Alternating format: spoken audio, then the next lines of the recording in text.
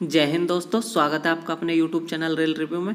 दोस्तों RRB NTPC का जो नोटिफिकेशन है वो आउट हो चुका है। आज से उसके फॉर्म भरना स्टार्ट हो जाएंगे। जो CEN 5/2024 यानी ग्रेजुएशन लेवल के फॉर्म है, तो हम उसमें जो सबसे मेन काम होता है वो है जॉन सेलेक्ट करना। एक बार आपने गलत जॉन सेलेक्ट कर दिया तो उसके बाद आप उसे चेंज नहीं कर सकते। तो सबसे जो इम्पोर्टेंट काम है जॉन सेलेक्ट करना, इसको आप सही तरीके से सेलेक्ट कीजिए। और जॉन सेलेक्ट करते समय हमें कौन कौन सी बातों का ध्यान रखना है, हम इस चीज़ पे भी डिस्कस करेंगे और देखेंगे कि जो सेफ जोन है और डेंजर जोन है वो कौन से हैं। सेफ जोन की श्रेणी में कौन से जोन आएंगे, डेंजर जोन की श्रेणी में कौन से जोन आएंगे।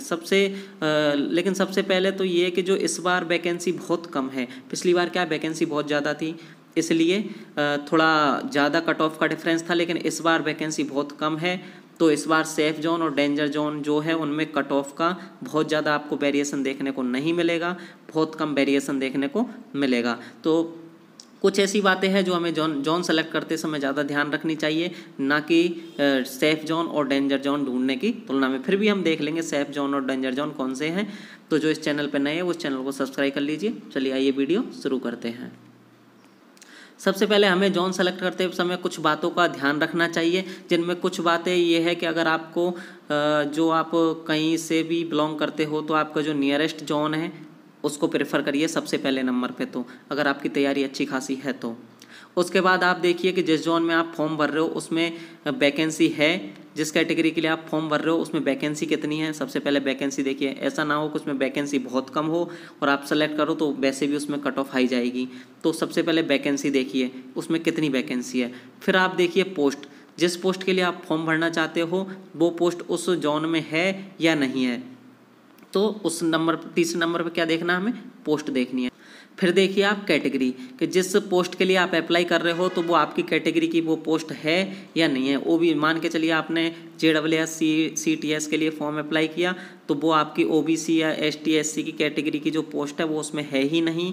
तो सबसे पहले वो, तो जो ये चार बातें हैं अपन को जोन सेलेक्ट करने से पहले सबसे पहले ये बातें ध्यान रखनी है। नियरेस्ट जोन किस लिए सेलेक्ट करना है, क्योंकि एक बार आपका सिलेक्शन किसी जोन में हो गया तो फिर हो गया, बाद में आपको म्यूचुअल ढूंढना पड़ेगा या ऑन रिक्वेस्ट ट्रांसफ़र रेलवे में बहुत कम होते हैं। एक बार आपने दूर फॉर्म सेलेक्ट कर दिया तो रेलवे में छुट्टियां भी बहुत कम मिलती है। जो रेलवे में सबसे मेन इशू है वो है छुट्टियों का, तो आपको छुट्टियों मिलने के चांस बहुत कम हो जाएंगे। और एक बार आपने साउथ के जोन चूज किए तो आपको इधर म्यूचुअल नहीं मिलेगा, किसी भी कीमत पर नहीं मिलेगा।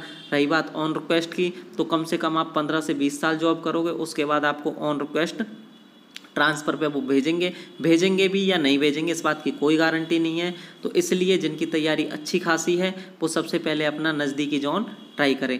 फिर अगर आपके नज़दीकी जोन है में उसमें वैकेंसी थोड़ी कम है तो थोड़ा आसपास, उसके आसपास के जोन सेलेक्ट करिए, उनमें थोड़ी वैकेंसी ज़्यादा है।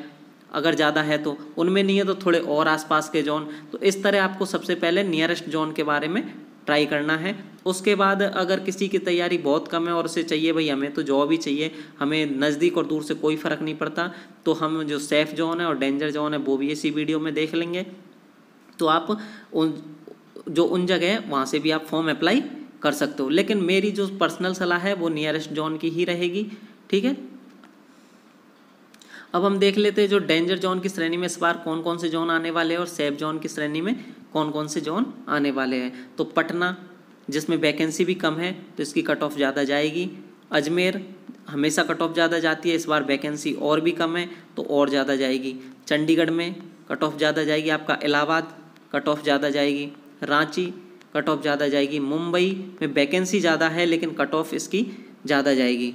कोलकाता वैकेंसी काफ़ी, मतलब सबसे ज़्यादा ये मान चलिए शायद कोलकाता में ही सबसे ज़्यादा वैकेंसी है, लेकिन फिर भी इसकी कट ऑफ ठीक ठाक हाई जाएगी, क्योंकि मैक्सिमम जो कैंडिडेट है वो कोलकाता से फॉर्म भरने की कोशिश करेंगे क्योंकि वहाँ पे वैकेंसी ज़्यादा है। तो कोलकाता में भी थोड़ी हाई कट ऑफ रहेगी। तो ये आपके जो डेंजर जोन है इनमें कट ऑफ कंपेरेटिवली आपको थोड़ी ज़्यादा देखने को मिलेगी। फिर आगे आपके सेफ जोन, जहाँ पे इन जो डेंजर जोन है इनकी तुलना में थोड़ी सी कम कट ऑफ देखने को मिलेगी। जैसे चेन्नई हो गया आपका, वैकेंसी अच्छी खासी है, ना ज़्यादा कम ना ज़्यादा ना बहुत ज़्यादा। बेंगलोर आपका सेफ जोन में रहेगा, कंपेरेटिवली कम कट ऑफ जाएगी। सिकंदराबाद में भी थोड़ी कम जाएगी। आपका तिरुवनंतपुरम है और जम्मू है। ये दो जोन है, इनमें वैकेंसी कम है, लेकिन फिर भी इनमें कट ऑफ थोड़ी सी इन जोनों की तुलना में कम जाएगी। तो ये आपके रहे डेंजर जोन और ये रहे सेफ जोन। फिर भी मैं आपको लास्ट में एक सलाह यही दूंगा कि जो आपके नियरेस्ट जोन है उसमें से फॉर्म भरने की कोशिश करिए। बाद में फिर जॉब लगने के बाद बहुत प्रॉब्लम आती है। सब बच्चों को सेम प्रॉब्लम आती है। एक बार सेलेक्ट होने के बाद उन्हें बस घर के पास जाना रहता है और जहाँ कोई भी चांस नहीं रहते साउथ से, तो साउथ से ट्रांसफ़र न के बराबर होते, अगर होंगे भी तो कम से कम 20 साल आपको जॉब करनी पड़ेगी, उसके बाद ट्रांसफ़र का कोई मतलब नहीं रह जाता। इधर आने के बाद आपका डिमोशन हो जाएगा, तो फिर वो कोई फ़ायदा नहीं है। तो अपने नियरेस्ट जोन चूज करने की कोशिश करिए। फिर भी अगर किसी को सेफ़ और डेंजर ये देखने हैं तो ये आप चूज कर सकते हो। फिर भी जोन सिलेक्शन से रिलेटेड किसी को किसी भी प्रकार की कोई प्रॉब्लम हो तो आप हमें कमेंट सेक्शन में पूछ सकता है, हम उसे सॉल्व करने की कोशिश करेंगे। इसी के साथ मिलते हैं किसी नेक्स्ट वीडियो में। धन्यवाद दोस्तों।